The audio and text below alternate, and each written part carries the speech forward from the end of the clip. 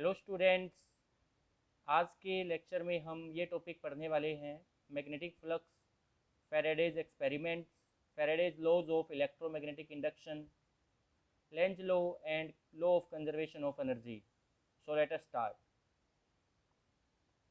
First topic we have magnetic flux.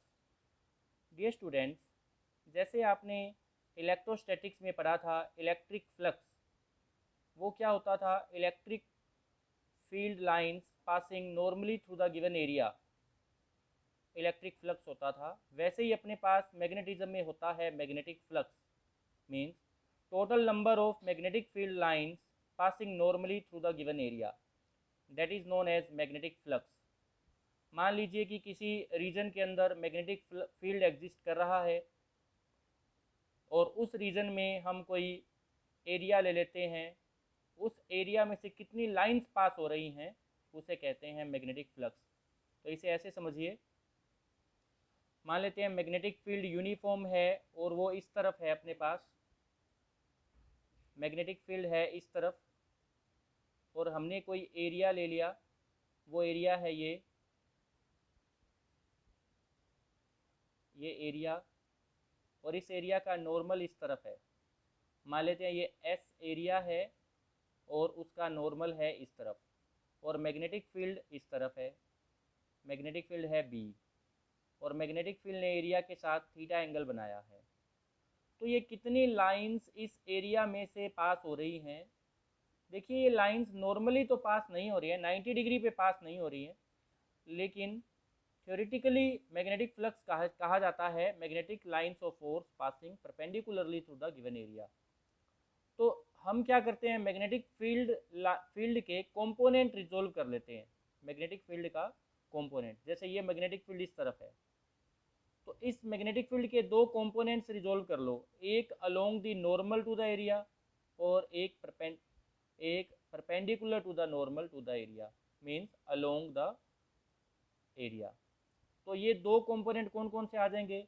Normal की तरफ वाला कंपोनेंट तो हो जाएगा बी कोस थीटा, और ये परपेंडिकुलर वाला कंपोनेंट हो जाएगा बी साइन थीटा. अब देखिए, तो मैग्नेटिक फील्ड के दो कंपोनेंट्स रिजोल्व करने के बाद हमने देखा कि उस एरिया में से केवल मैग्नेटिक फील्ड के वो लाइन्स ही पास हो रही हैं जो नॉर्मल की तरफ थी. ये था मैग्नेटिक फील्ड बी, ये था नॉर्मल. तो इसके दो कंपोनेंट हमने रिजोल्व किए मैग्नेटिक फील्ड के, एक इस तरफ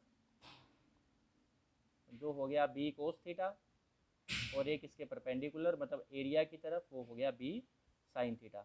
तो मैग्नेटिक फील्ड की ये वाला जो कंपोनेंट होगा उसकी वजह से तो लाइंस एरिया में से पास हो ही नहीं सकती.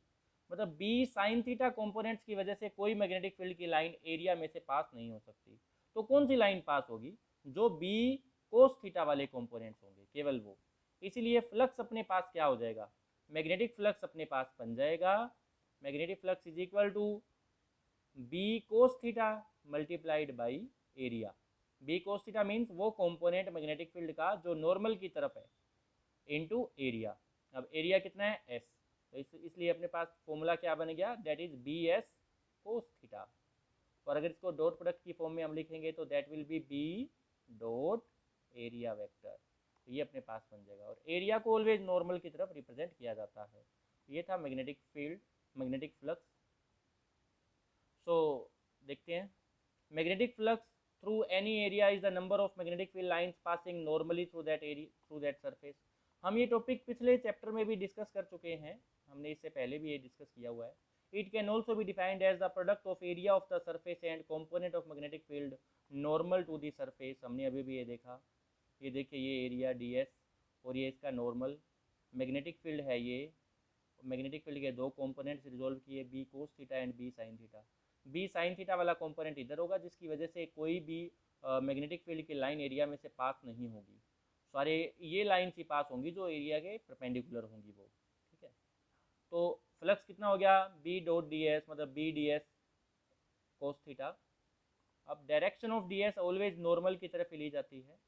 तो इसको डॉट प्रोडक्ट की फॉर्म में लिखें तो बी डॉट डी एस. अब एरिया को अगर आप ए लिखते हो तो बी डॉट ए लिख लो, ये भी लिखा जा सकता है.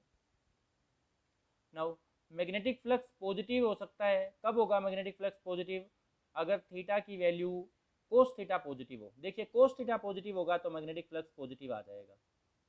कोस थीटा पॉजिटिव कब होता है? फर्स्ट क्वाड्रेंट में, मतलब अगर एंगल 0 डिग्री से बड़ा है 90 डिग्री से छोटा है तो कोस थीटा पॉजिटिव होगा, और पॉजिटिव होने के केस में फ्लक्स पॉजिटिव आ जाएगा। और या फिर कोस थीटा पॉजिटिव होता है फोर्थ क्वाड्रेंट में, मतलब अगर एंगल 2 से 70 डिग्री से लार्जर है और 360 से स्मॉलर है तब। फ्लक्स नेगेटिव जीरो कब होगा? अगर एंगल 90 डिग्री हो जाए या 270 डिग्री हो जाए। ये angle between normal and magnetic field है।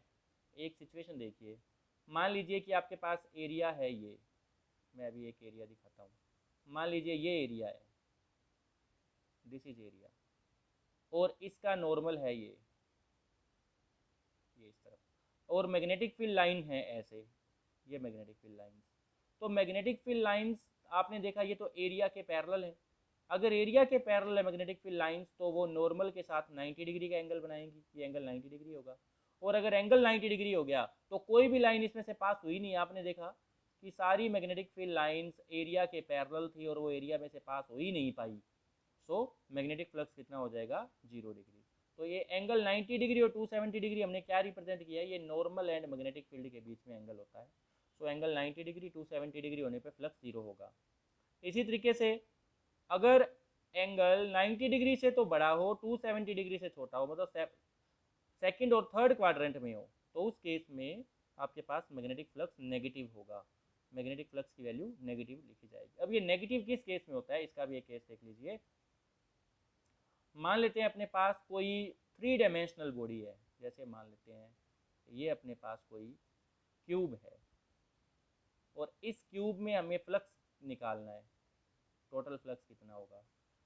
मान लेते हैं कि मैग्नेटिक फील्ड लाइन जो है वो इस तरफ है, मैग्नेटिक फील्ड इस तरफ है। अब मैं केवल 2 एरिया की बात कर रहा हूँ। एक एरिया आप ये देखिए, ये वाला एरिया, इसमें से फ्लक्स निकालना होगा तो पॉजिटिव लिखा जाएगा। क्यों? क्योंकि यहाँ पे अगर मैं इस एरिया का नॉर्मल देखूँ तो इस तरफ, और मैग्नेटिक फील्ड भी इस तरफ, दोनों में एंगल 0 डिग्री, 0 डिग्री होने से बी ए कोस 0 1 होता है, तो ये पॉजिटिव मेरे पास वैल्यू आ गई। लेकिन अगर मैं फ्लक्स इस वाले एरिया में से कैलकुलेट करूँ, ये वाला एरिया, तो मैग्नेटिक फील्ड तो इस तरफ राइट वर्ड, लेकिन नॉर्मल ऑफ द एरिया ये लेफ्ट वर्ड। किसी भी क्लोज बॉडी का जो नॉर्मल की डायरेक्शन होगी वो बॉडी से ऑलवेज आउटवर्ड सी लेनी है, मतलब नॉर्मल बाहर की तरफ perpendicular to the area and magnetic field इस तरफ, तो एंगल बन गया 180 डिग्री। ये देखिए magnetic field right words, normal left words, तो एंगल बन गया 180 डिग्री। और 180 डिग्री अगर हो गया तो ये 90 से बड़ा है 270 से छोटा है, इस केस के अंदर कोस थीटा नेगेटिव आएगा। कोस थीटा नेगेटिव आने से फ्लक्स नेगेटिव बन जाएगा। अब जीरो फ्लक्स देखना चाहते हो तो आप इस एरिया में से देख लीजिए, इस ऊपर वाले में से। यहाँ पे मैग्नेटिक फील्ड है राइट वर्ड्स, नॉर्मल है ऊपर की तरफ, तो एंगल बन गया 90 डिग्री। 90 डिग्री होने से कोस 90 जीरो, मतलब इस प्लेन में से कोई फ्लक्स पास नहीं हो रहा होगा। और वैसे भी आप देख सकते हो अगर मैग्नेटिक फील्ड इस तरफ अप्लाई करेंगे तो स्टॉप वाले एरिया में से तो कोई फ्लक्स पास होगा ही नहीं, और इसमें से फ्लक्स बन जाएगा 0। नेक्स्ट टॉपिक देखते हैं। Flux is maximum when theta is equal to 0 degree and phi is equal to B A. अगर angle between normal of the area and magnetic field 0 degree होता है तो फ्लक्स मैक्सिमम उस area में से पास होता है। फ्लक्स एक फिजिकल क्वांटिटी है, स्केलर क्वांटिटी है, जिसकी यूनिट होगी वेबर। मैग्नेटिक फ्लक्स की यूनिट होती है वेबर। इलेक्ट्रिक फ्लक्स की यूनिट वेबर नहीं होती थी, उसकी यूनिट होती थी न्यूटन मीटर स्क्वायर पर कूलम। लेकिन यहाँ पर मैग्नेटिक फ्लक्स की यूनिट होगी वेबर। और आप इसको ये भी लिख सकते हो टेस्ला मीटर स्क्वायर, क्योंकि मैग्नेटिक फील्ड की यूनिट होती है टेस्ला, एरिया की metre square, cos theta unitless होता है, तो इसकी यूनिट बन जाएगी टेस्ला मीटर स्क्वायर, और उसको आप वेबर भी लिख सकते हो। फ्लक्स कैसे चेंज किया जा सकता है? Magnetic flux through a coil can be changed by. अगर आपको किसी कॉइल में से मैग्नेटिक फ्लक्स चेंज करना है, मान लीजिए ये कॉइल है आपके पास, और आप इसमें से पास होने वाले फ्लक्स को चेंज करना चाहते हो, मान लीजिए मैग्नेटिक फील्ड इस तरफ है आपके पास, आप इसमें से फ्लक्स को बदलना चाहते हो। इस टाइम फ्लक्स कितना है? मान लेते हैं ये एरिया है ए, मैग्नेटिक फील्ड है बी, थीटा है 0 डिग्री, तो फ्लक्स बन गया आपके पास बी इंटू ए। आप इस फ्लक्स को चेंज करना चाहते हो, तो चेंज करने के लिए आपके पास क्या तरीका है, या तो आप मैग्नेटिक फील्ड की स्ट्रेंथ को चेंज कर दो, मतलब बी को ही बदल दो। बी को बढ़ाने से फ्लक्स बढ़ जाएगा, कम करने से फ्लक्स घट जाएगा, तो एक तरीका तो हो गया बी चेंज करना। दूसरा आप एरिया चेंज कर दो। सपोज कीजिए आपने इस लूप के एरिया को स्मॉल कर दिया, अगर लूप छोटा हो गया तो एरिया कम हो जाएगा, एरिया कम होने से फ्लक्स कम हो जाएगा। दूसरा तरीका ये हो गया। और तीसरा तरीका है ओरिएंटेशन चेंज करना। मान लीजिए आप एंगल चेंज करते हो between normal and magnetic field, उस केस में भी फ्लक्स चेंज हो जाएगा। आप एंगल चेंज करोगे, अगर एंगल को 0 डिग्री रखते हो तो फ्लक्स मैक्सिमम है, फिर 0 डिग्री से एंगल को बढ़ाते हो तो कोस थीटा की वैल्यू घटेगी, जिससे फ्लक्स कम हो जाएगा, और 90 डिग्री आते आते फ्लक्स 0 बन जाएगा, फ्लक्स पास होगा ही नहीं। इसलिए ओरिएंटेशन को चेंज करने से भी फ्लक्स को चेंज किया जा सकता है। तो ये थे तरीके। या फिर सभी को चेंज करके, change any of the combination, आप इनमें से किसी भी दो के कॉम्बिनेशन को या तीनों के कॉम्बिनेशन को भी अगर चेंज करोगे तो भी फ्लक्स की वैल्यू चेंज होती जाएगी। Magnetic flux is a scalar quantity. SI unit होती है इसकी वेबर या टेस्ला मीटर स्क्वायर, ये पहले मैं बता चुका हूँ। सीजीएस यूनिट होती है मैक्सवेल, और एक मैक्सवेल होती है 10⁻⁻8 वेबर। एक maxwell is equal to 10⁻⁻8 weber, ये होती है इसकी CGS unit. Magnetic flux per unit area is called magnetic flux density. अगर फ्लक्स पर यूनिट एरिया देखो कि किसी एरिया यूनिट एरिया में से पास होने वाला फ्लक्स, ये मैग्नेटिक फ्लक्स डेंसिटी या फिर मैग्नेटिक फील्ड इंटेंसिटी इसको बोलते हैं, या स्ट्रेंथ ऑफ मैग्नेटिक फील्ड भी कहते हैं। आप यहाँ से देख सकते हो फॉर्मूले से, फॉर्मूला है बी ए कोस थीटा। अगर आप बी निकालोगे बी, तो वो क्या बन जाएगा, φ/a कोस थीटा। मतलब flux per unit area passing normally through that area is called magnetic flux density, या magnetic field भी इसको सिंपली हम बोल देते हैं। नेक्स्ट टॉपिक अपने पास है Faraday's experiment. Dear students, Faraday's scientist ने इलेक्ट्रिक फील्ड और मैग्नेटिक फील्ड के इंटरेक्शन को स्टडी किया, कि इंटरडिपेंडेंस को स्टडी किया।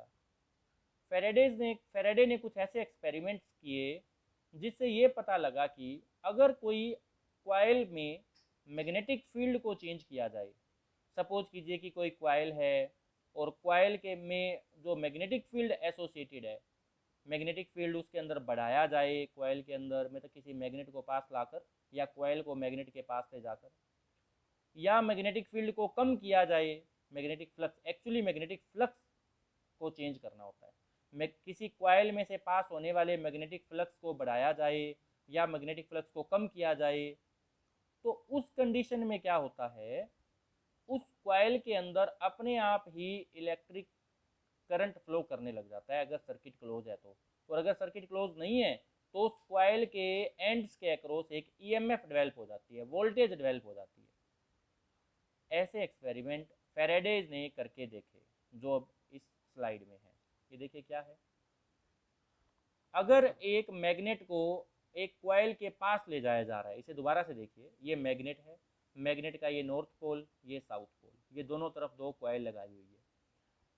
अब हम क्या करेंगे, इस मैग्नेट को स्लाइड करके इस कॉइल के पास लेके जाएंगे, जिससे नॉर्थ पोल इस कॉइल के पास आ रहा होगा। तो ऐसा होने से क्या होगा, इस कॉइल में इलेक्ट्रिक फ्लक्स, मैग्नेटिक फ्लक्स बढ़ेगा, क्योंकि इस समय भी कोई ना कोई मैग्नेटिक फ्लक्स एसोसिएटेड है इस कॉइल में, इस मैग्नेट की वजह से। जब ये मैग्नेट पास आएगा तो मैग्नेटिक फ्लक्स इस कॉइल में बढ़ेगा, ज़्यादा मैग्नेटिक फील्ड की लाइनें पास होंगी, फ्लक्स बढ़ेगा, मतलब फ्लक्स बदलेगा। और जब ये फ्लक्स बदल रहा होगा तो हम क्या देखेंगे कि ये गैल्वेनोमीटर में करंट फ्लो करने लग जाएगा, मतलब कॉइल में करंट फ्लो करेगा। ऐसा फेराडे ने एक्सपेरिमेंट से देखा, और इसमें भी यही काम हो रहा होगा। जब इस मैग्नेट को लेफ्ट में लेके जाएंगे तो इसमें जो फ्लक्स एंटर हो रहा था वो कम हो जाएगा, क्योंकि मैग्नेट इससे दूर जा रहा है। फ्लक्स भले कम हो जाए चाहे बढ़ जाए, वो चेंज तो हो ही रहा है। तो इसमें भी फ्लक्स चेंज हुआ, तो फ्लक्स चेंज होने की वजह से इस कॉइल में भी करंट फ्लो करने लग जाएगा। अभी अभी आप देखोगे, ये देखिए। तो जैसे ये मैग्नेट इसकी तरफ गया तो इस कॉइल में भी करंट फ्लो करने लगा, और इस कॉइल में भी करंट फ्लो करने लगा। क्यों किया, क्योंकि इस कॉइल में तो फ्लक्स बढ़ रहा था मैग्नेट के पास आने से, और इस कॉइल में फ्लक्स घट रहा था मैग्नेट के दूर जाने से। दोनों ही कंडीशन के अंदर करंट फ्लो करता है। ऐसा फेराडे ने एक्सपेरिमेंट करके देखा। नेक्स्ट देखिए, ऐसा इसमें किया। इसमें देखिए फिर से इसके अंदर करंट फ्लो करता है, लेकिन ये मैग्नेट जो था पहले नॉर्थ पोल को पास लेके गए थे, ये देखिए इसमें नॉर्थ पोल को पास लेके गए तो करंट की डायरेक्शन आप देखिए क्या थी, इसमें करंट की डायरेक्शन है एंटी क्लॉकवाइज। इसमें नॉर्थ पोल को साउथ पोल को पास लेके गए हैं तो करंट की डायरेक्शन देखिए क्या है, क्लॉकवाइज। मतलब आप नॉर्थ पोल को पास लेके जाते हो तो करंट की डायरेक्शन अलग आएगी, साउथ पोल को पास लेके जा रहे हो तो करंट की डायरेक्शन डिफरेंट थी, पहले वाले से उल्टी होगी। तो ऐसे एक्सपेरिमेंट फैराडे ने किए। अब इस एक्सपेरिमेंट के बेस पे क्या लॉज दिए उसने, वो भी हम आगे पढ़ने वाले हैं। आप इस स्लाइड को आप अच्छे से 2-3 बार आप इस स्लाइड को देखें कि मैग्नेट के कौन से पोल को पास ले जाने से कॉइल के अंदर जो करंट फ्लो हो रहा है उसका मैग्नेटिक फील्ड कैसा डेवलप हो रहा है। ये ध्यान से देखिए, जब ये मैग्नेट पास आएगा, नॉर्थ पोल पास आ रहा है, तो इस कॉइल में करंट फ्लो करने लगा एंटी क्लॉकवाइज। अब करंट फ्लो किया तो इस कॉइल के अंदर खुद का भी मैग्नेटिक फील्ड प्रोड्यूस हो जाएगा। आपने वो पढ़ा होगा मैग्नेटिक फील्ड इन ए सोलेनोइड, ये एक सोलेनोइड ही तो है। जब इसके अंदर करंट फ्लो करने लग जाएगा तो इसके अंदर खुद का मैग्नेटिक फील्ड आ जाएगा, और खुद के मैग्नेटिक फील्ड का भी कोई ना कोई नॉर्थ पोल और साउथ पोल होगा। वो नॉर्थ साउथ पोल कैसे आएंगे, वो देखो, जब आप नॉर्थ पोल पास लाओगे ना तो इसके मैग्नेटिक फील्ड का नॉर्थ पोल यहाँ बनेगा और साउथ यहाँ, ताकि ये इस आने वाले नॉर्थ पोल को रिपेल कर सके। इसमें उल्टा होगा, इसमें जो मैग्नेटिक फील्ड आएगा उसका नॉर्थ पोल यहाँ बनेगा, साउथ इधर बनेगा, ताकि ये इस मैग्नेट को दूर ना जाने दे। मतलब ये अपने कोज को ओपोज करने वाला है। इसमें करंट क्यों आया, इस नॉर्थ पोल के पास आने से, और ये इसको नॉर्थ पोल को ही पास नहीं आने देगा, अपने ईएमएफ के कोज को अपोज करेगा। नॉर्थ पोल को पास ना आने देने के लिए ये क्या करेगा, यहाँ पे नॉर्थ पोल डेवलप कर लेगा और यहाँ साउथ पोल। यहाँ अगर नॉर्थ पोल है ना, राइट में अगर नॉर्थ पोल हो तो एंटी क्लॉकवाइज करंट होता है, मतलब इस तरफ एंटी क्लॉकवाइज करंट फ्लो करने लग जाएगा। अब नीचे वाले में देखते हैं, इसमें अगर मैग्नेट को इधर लेके जाते हैं तो साउथ पोल इस कॉइल के पास आ रहा है, साउथ पोल अगर इस कॉइल के पास आएगा तो ये इसे अपोज करेगा, पास नहीं आने देगा, और इसे पास आने से रोकने के लिए ये खुद का साउथ पोल यहाँ डेवलप करेगा और नॉर्थ यहाँ करेगा। और अगर यहाँ साउथ पोल आ गया तो इसका मतलब करंट की डायरेक्शन क्लॉकवाइज है। तो डियर स्टूडेंट्स, अगर राइट साइड में साउथ पोल बनता है तो करंट क्लॉकवाइज होता है। ये मैंने पहले भी आपको राइट एंड पाम रूल से समझाया हुआ था। यहाँ से अगर आप राइट से देखते हो, राइट से देखने पे अगर इधर साउथ पोल बन रहा है, एस बन रहा है, तो आप एस पे की डायरेक्शन में एरोज लगाइए। जैसे यहाँ पे एरो इस तरफ है तो करंट इस तरफ होगा, यहाँ एरो इस तरफ है तो करंट इस तरफ होगा, तो करंट बन गया क्लॉकवाइज। ऐसे क्लॉकवाइज करंट फ्लो करेगा। तो साउथ, अगर राइट साइड में साउथ पोल बनता है तो वहाँ पे क्लॉकवाइज करंट आएगा, ऐसे क्लॉकवाइज। और अगर यहाँ पे नॉर्थ पोल बनता है, जैसे हमने देखा था, आप नॉर्थ को पास लेके आओगे तो यहाँ पे नॉर्थ बनेगा। नॉर्थ बनने का मतलब हो गया यहाँ पे एंटी क्लॉकवाइज। वो भी आप राइट हैंड क्लॉक रूल से देख सकते हो। यहाँ पे अगर नॉर्थ पोल बनता है तो इसके बीच में ऐसे एन बनाइए। अगर नॉर्थ पोल बन गया तो इसका मतलब यहाँ करंट ऐसे है, यहाँ करंट ऐसे है, तो ये एंटी क्लॉकवाइज करंट आपके पास ऐसा हो गया। ये हम पहले डिस्कस कर चुके हैं। तो अभी देखिए स्लाइड में, नॉर्थ पोल को पास ले जाने से एंटी क्लॉकवाइज करंट डेवलप हुआ इस कॉइल में, और इस कॉइल में क्लॉकवाइज करंट अपोजिट, क्योंकि इससे नॉर्थ पोल दूर जा रहा था, साउथ पोल दूर जा रहा था। साउथ दूर जाने से इसने इसको दूर जाने से रोका, यहाँ नॉर्थ डेवलप किया, यहाँ साउथ, तो क्लॉकवाइज करंट हो गया। इसमें उल्टा हुआ, आपने देख लिया। नेक्स्ट स्लाइड देखिए, ये देखिए इसमें नॉर्थ पोल को पास लाने से, ये देखिए दोबारा से, नॉर्थ पोल को पास लाया जा रहा है जिससे मैग्नेटिक फील्ड लाइंस इसके अंदर एंटर कर रही, बढ़ रही हैं। ये क्या करेगा, इसको जैसे ही मैग्नेटिक फील्ड लाइंस बढ़ेगी तो इसके अंदर ईएमएफ इंड्यूस होगा, ईएमएफ इंड्यूस होने से करंट फ्लो करेगा, और करंट की डायरेक्शन क्या होगी ये अभी अभी हम देखेंगे। करंट की डायरेक्शन इस केस के अंदर एंटी क्लॉकवाइज आएगी, क्योंकि नॉर्थ को पास ला रहे हो तो यहाँ नॉर्थ आएगा, और इस हिस्से में नॉर्थ आ जाए तो एंटी क्लॉकवाइज करंट आपके पास होने वाला है। ये देखिए, ये ऐसा, ओके। और अगर आपने मैग्नेट को मूव करवाने से रोक दिया, जैसे आप देखोगे कि करंट तब तक ही फ्लो कर रहा है। आप यहाँ पे ध्यान से देखिए, इसके अंदर करंट कब तक फ्लो कर रहा है, जब तक ये मैग्नेट चल रहा है। अगर ये मैग्नेट चलना बंद कर गया, रुक गया, तो इसमें करंट भी खत्म हो जाता है। ध्यान से देखिए, मैग्नेट चल रहा है, करंट फ्लो कर रहा है, मैग्नेट रुक गया तो करंट भी रुक गया। ये देखिए, इसमें एक्चुअली करंट की डायरेक्शन नहीं दिखाई हुई, आप गैल्वेनोमीटर से देखिए। जब तक मैग्नेट चल रहा है तो गैल्वेनोमीटर डिफ्लेक्शन देगा, ये देखिए, और मैग्नेट रुक गया तो गैल्वेनोमीटर की डिफ्लेक्शन जीरो हो गई। इसका मतलब जब तक फ्लक्स बढ़ रहा होता है या फ्लक्स घट रहा होता है, फ्लक्स जब तक चेंज हो रहा होता है, करंट केवल उतनी देर ही फ्लो करता है। अगर फ्लक्स चेंज होना बंद हो जाए तो उसके बाद करंट भी अपने आप ही बंद हो जाता है। सो किसी क्वाइल में करंट इंड्यूस होना ये फ्लक्स के चेंज होने की प्रॉपर्टी है। If flux linked with A coil is changing, if flux linked with a coil is changing, then EMF is induced across its ends and current is flowing in that coil if the circuit is completed.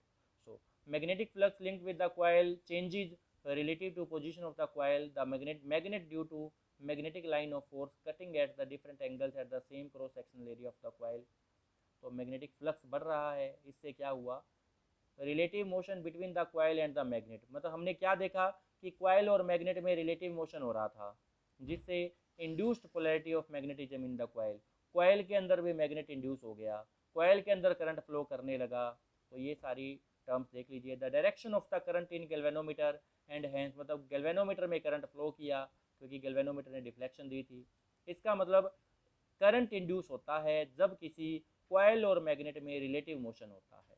Actually current तब induce होगा जब कभी भी किसी coil में से flux change होगा, flux बढ़ना फ्लक्स घटना, दोनों ही कंडीशन के अंदर फ्लक्स क्वाइल के अंदर करंट इंड्यूस होता है। और अगर क्वाइल का सर्किट पूरा नहीं है, सर्किट क्लोज नहीं है, सर्किट ओपन है, तो क्वाइल के एंड्स के अक्रॉस ईएमएफ डेवलप हो जाता है। इस सारे फिनोमिना को इलेक्ट्रोमैग्नेटिक इंडक्शन कहते हैं। ये फिनोमिना इलेक्ट्रोमैग्नेटिक इंडक्शन कहलाता है। Coil can be moved by fixing the magnet. हमने अब तक तो देखा था कि मैग्नेट को हमने मूव करवाया था तो क्वाइल में करंट आया, लेकिन जरूरी नहीं है मैग्नेट को मूव करवाया जाए। अगर आप मैग्नेट को फिक्स रख के क्वाइल को भी लेके जाओगे तो भी करंट उसके अंदर फ्लो करेगा, क्योंकि ये प्रॉपर्टी तो फ्लक्स चेंज होने की है। अगर मैग्नेट फिक्स रख के क्वाइल को पास लेके जाओगे तो भी तो क्वाइल में फ्लक्स बढ़ रहा होगा या घट रहा होगा, और उस केस में भी फ्लक्स तो चेंज होगा ही, और फ्लक्स चेंज होने से ईएमएफ इंड्यूस होगा। दोनों को भी मूव करवाया जा सकता है। अगर आप कॉइल और मैग्नेट दोनों को मूव करवाओगे और इस टाइप से मूव करवाओगे कि कोई ना कोई रिलेटिव वेलोसिटी हो, मतलब कोई ना कोई फ्लक्स में चेंजेज आए, अगर फ्लक्स में चेंज आया तो ईएमएफ इंड्यूस जरूर होगा। Magnetic flux link with the coil changes, अगर चेंज होता है तो ईएमएफ इंड्यूस होता है। Current and hence the deflection is large if the relative velocity, हाँ ये बड़ी इंपॉर्टेंट बात है, अगर फ्लक्स चेंज होने का रेट फास्ट है, जल्दी जल्दी फ्लक्स चेंज हो रहा है, तो ईएमएफ ज़्यादा इंड्यूस होगा और करंट ज़्यादा फ्लो करेगा। और अगर फ्लक्स चेंज होने की रेट कम है, अगर आप मैग्नेट को धीरे धीरे धीरे धीरे कॉइल के पास ला रहे हो तो ज़्यादा करंट नहीं फ्लो करेगा। अगर आप तेज़ी से मैग्नेट को कॉइल के पास ला रहे हो तो फ्लक्स जल्दी चेंज हो रहा है, जल्दी चेंज होने से ज़्यादा करंट फ्लो करेगा, ज़्यादा ईएमएफ इंड्यूस होगा। फेरेडे ने दूसरा एक्सपेरिमेंट क्या करके देखा, ये देखिए, इसमें कॉइल ये है और कॉइल के अंदर एक बैटरी लगा रखी है, कॉइल के साथ एक बैटरी जोड़ रखी है और की कनेक्ट नहीं कर रखी, की अभी डिसकनेक्टेड है। तो जैसे ये की को कनेक्ट करेगा, की को कनेक्ट करने से करंट बढ़ेगा, करंट बढ़ने से इसके अंदर खुद का एक मैग्नेटिक फील्ड डेवलप होगा। खुद का मैग्नेटिक फील्ड डेवलप क्यों होगा, आप जानते ही हो, current, magnetic effect of current, कि जब किसी सोलेनोइड में करंट फ्लो करता है तो वो खुद एक मैग्नेट बन जाती है। ठीक है, ये देखिए, अब दूसरी कॉइल एक और इसके पास रख दी, ये प्राइमरी कॉइल है, ये सेकेंडरी कॉइल है। सेकेंडरी कॉइल में कोई ईएमएफ का सोर्स नहीं है, उसमें सिर्फ एक गैल्वेनोमीटर है, कोई वोल्टेज सोर्स नहीं लगा रखा, लेकिन प्राइमरी कॉइल के अंदर वोल्टेज सोर्स लगाया हुआ है और एक की लगाई हुई है। तो देखो फेरेडे ने एक्सपेरिमेंट क्या किया, पहले हम ये देखते हैं। फेरेडे ने की को क्लोज किया, आप ये देखिए अभी की क्लोज नहीं है, जैसे ही की क्लोज की तो इसमें करंट फ्लो किया, और आपने देखा कि साथ वाली कॉइल में भी करंट फ्लो किया, अभी तो नहीं दिख रहा, लेकिन ध्यान से देखिए जैसे ही की क्लोज करते हैं तो साथ वाली कॉइल में भी करंट आता है। तो मैं इसको बैक करके ये देखिए अभी इसको आगे करता हूँ, की को क्लोज करता हूँ, तो as soon as the key is closed, current start flowing in secondary coil also. आप ध्यान से देखिए, इस कॉइल में करंट फ्लो करेगा, ये देखिए, और वो करंट फिर जीरो हो जाता है। जीरो क्यों हो जाता है अभी समझाएंगे, पहले ये फेरेडे का एक्सपेरिमेंट था, ये फेरेडे का सेकंड एक्सपेरिमेंट है। एक और देखिए, इसमें की ऑलरेडी क्लोज्ड है लेकिन करंट नहीं फ्लो कर रहा, और अब फेरेडे क्या क्या बताना चाहते हैं इसमें, कि की को हटाएंगे, जैसे ही की को हटाएंगे तो इसमें करंट आएगा। ये देखिए, की को हटाया और उसमें करंट फ्लो करने लग गया, और वो कुछ देर बाद वो करंट जीरो हो गया। तो इसमें क्या हुआ था, ये देखिए, इससे हम क्या सीख रहे हैं? जब प्राइमरी कॉइल के अंदर करंट नहीं फ्लो कर रहा था, इस सिचुएशन में देखिए, इस सिचुएशन में जब कोई करंट नहीं फ्लो कर रहा था तो इसमें भी कोई फ्लक्स नहीं था। जैसे ही इसकी की क्लोज की तो इसमें करंट फ्लो किया, करंट फ्लो करने से इसमें मैग्नेटिक फील्ड बना, वो मैग्नेटिक फील्ड इस वाले में भी घुसा, क्योंकि जो इसका फ्लक्स आएगा वो इसमें भी एंटर करेगा। इसमें फ्लक्स बढ़ा और फ्लक्स बढ़ने की वजह से इसमें करंट फ्लो करने लगा। लेकिन कुछ देर बाद इसमें करंट कांस्टेंट हो गया, करंट कांस्टेंट होने से इसमें फ्लक्स भी कांस्टेंट हो गया, और फ्लक्स कांस्टेंट होने से करंट जीरो हो गया। ये देखिए, की क्लोज की, करंट बढ़ा, करंट बढ़ा, फ्लक्स बढ़ा, फ्लक्स बढ़ने से इसमें करंट आया, करंट कांस्टेंट हो गया, फ्लक्स कांस्टेंट हो गया, तो फ्लक्स कांस्टेंट होते ही करंट भी जीरो हो गया। तो इसका मतलब करंट इंड्यूस होना चेंजिंग फ्लक्स की एक प्रॉपर्टी होती है। नीचे वाले में क्या था? नीचे वाले में करंट तो फ्लो कर रहा है, मैग्नेटिक फ्लक्स लेकिन कांस्टेंट है। देखो, कांस्टेंट करंट फ्लो कर रहा है, कांस्टेंट करंट से कांस्टेंट फ्लक्स इसके अंदर एंटर कर रहा है, और कांस्टेंट फ्लक्स से ईएमएफ इंड्यूस नहीं होता। जैसे ही की को हटाएंगे करंट घटेगा, करंट घटने से फ्लक्स घटेगा, फ्लक्स घटने से ईएमएफ आएगा, क्योंकि ये ईएमएफ जो है इंड्यूस होना वो चेंजिंग फ्लक्स की प्रॉपर्टी है। ये था इसमें एक्सपेरिमेंट्स हमने देखा। अभी यहाँ पर ये सारी बातें लिखी हुई है, तो ये आप पढ़ लीजिए। When the primary circuit is closed, current flow from zero to maximum value. During this period changing current induces the changing flux across the secondary coil, और चेंजिंग फ्लक्स की वजह से इसके अंदर क्या हुआ? ईएमएफ इंड्यूस हुआ। ये सारी बातें मैं आपको बता चुका हूँ, आप इससे नोट्स बना लें।